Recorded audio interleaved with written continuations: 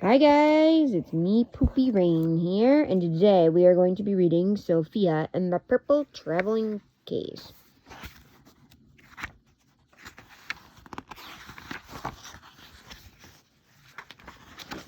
This is written by Marilee Joy Mayfield and illustrated by Pan Gregorio.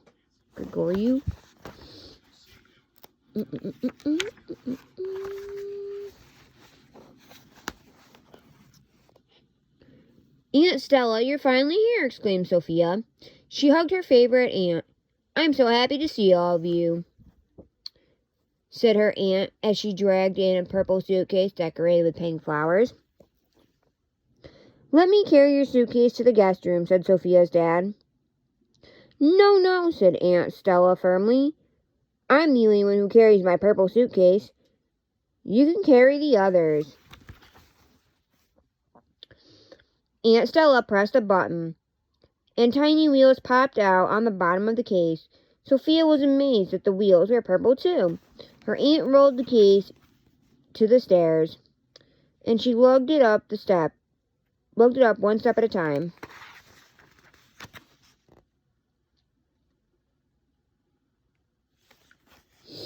Tired from her trip, Aunt Stella decided to take a nap. Sophia's mom laid her little brother Georgie down for a nap too. Then she promptly started to make her prized peach pie with Sophia's help. Sophia's dad watched over their shoulders. I'm curious about that purple suitcase, he said. I wonder why we're not supposed to touch it. Maybe it has something dangerous in it. Maybe there's pirate treasure in it, said Sophia. Maybe it has purple undies with pink flowers in it, said Sophia's mom, as she giggled.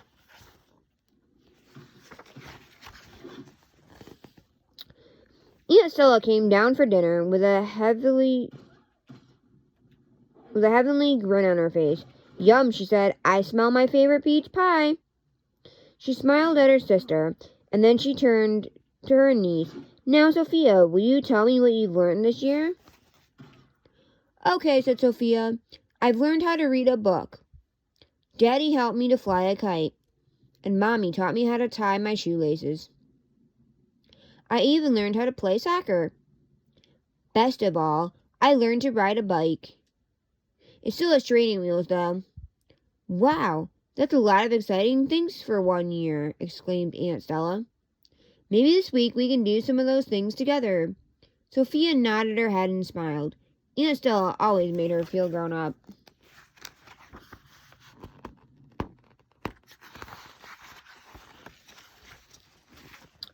After a wonderful week visiting her family, Aunt Stella was ready to return home. Early in the morning of her last day, she looked in on Sophia to find her still sleeping. Careful not to wake her, Aunt Stella very quietly tiptoed downstairs. She spotted Sophia's mother in the kitchen. Before she could say goodbye, she told her she had left a gift for Sophia in the guest room. When Sophia awoke, the family gathered in the guest room. They just stared at the purple suitcase in amazement. That's when Sophia's dad saw a note taped to it. Sophia, I hope it takes you to the same magical places it took me. Love, Aunt Stella. Bewildered but curious, her dad decided it was time to see what was inside the purple case. He tugged the lock and pulled the zipper, but he couldn't get it open. Don't worry about the suitcase, Alex, Sophia's mom said. You're going to be late for work. Can I try to open it, Sophia asked. Sure, she left it to you, her mom said. Sophia rolled the heavy suitcase into her room and placed it on the bed. She touched the lock. The case opened as if her touch was magic. One of Aunt Stella's colorful scarves was inside, but Sophia thought she saw something else underneath. As she moved the scarf, there was a giant whooshing sound, and she fell head first into the case. Whoosh! Suddenly, Sophia landed harder. Wow, I can't read today. Suddenly, Sophia landed hard on the ground. She stood up to see she was in a green field filled with pink flowers. There was a blue pond and a castle in the distance. It appeared someone was waving to her from the window of the castle. It was Is that Aunt Stella? She thought out loud. Sophia wasn't sure where she was, but she knew Aunt Stella could help her. She ran toward the castle, leaping over clumps of flowers and grass along the way.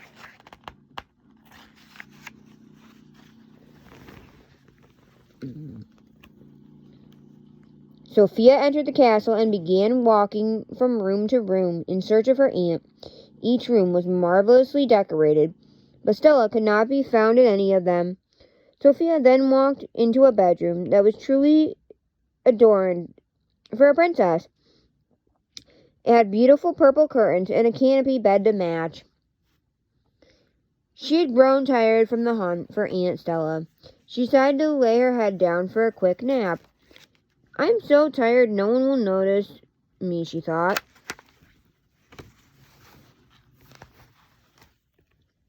When Sophia awoke, she was home in her own bed. Wow, how did that happen? Sophia thought. Where was I? She looked around the room. The purple traveling case was still on the bed, but the patterns had changed to pink fish and bubbles. Sophia leaned closer to the case and reached out her fingers. As she touched the lock, the case opened and she fell headfirst again, this time with a splash.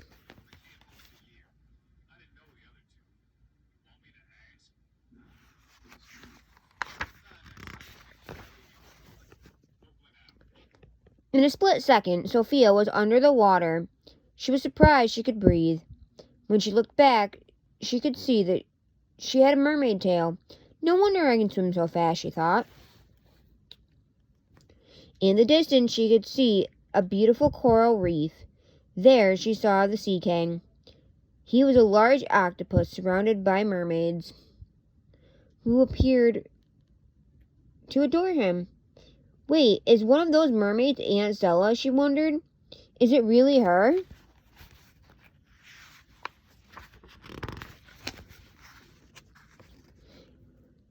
Sophia moved closer, and the mermaids scattered to hide.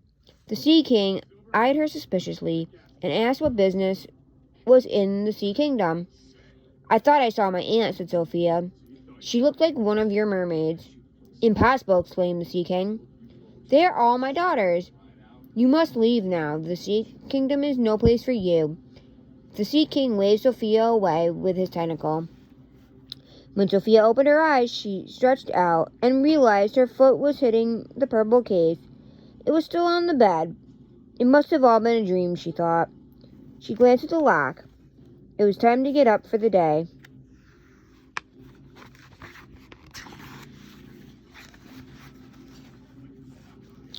After breakfast, Sophia couldn't get the suitcase out of her mind.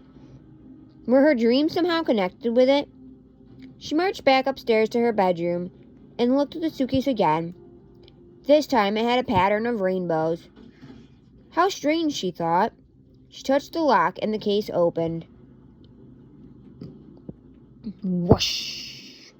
She fell in, and suddenly she was riding on the back of a unicorn. The sky was filled with giant rainbows, and the unicorn took off through the pasture of blue and red flowers. The wind was blowing through Sophia's hair. Up ahead, she saw Aunt Stella waving from a train. Sophia pulled the reins on the unicorn's collar. The unicorn slowed, galloped up to the train platform, and bent down so Sophia could get off.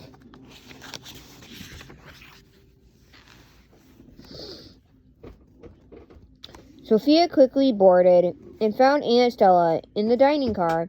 You found me, exclaimed Stella. Did you have fun on your travels? Yes, they were wonderful, said Sophia.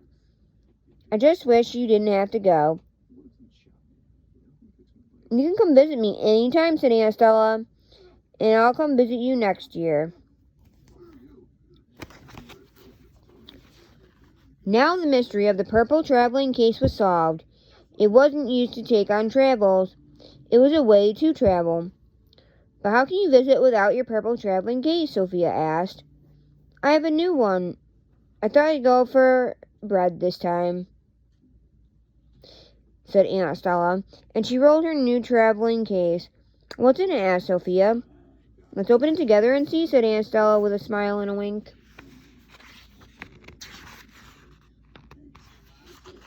The end.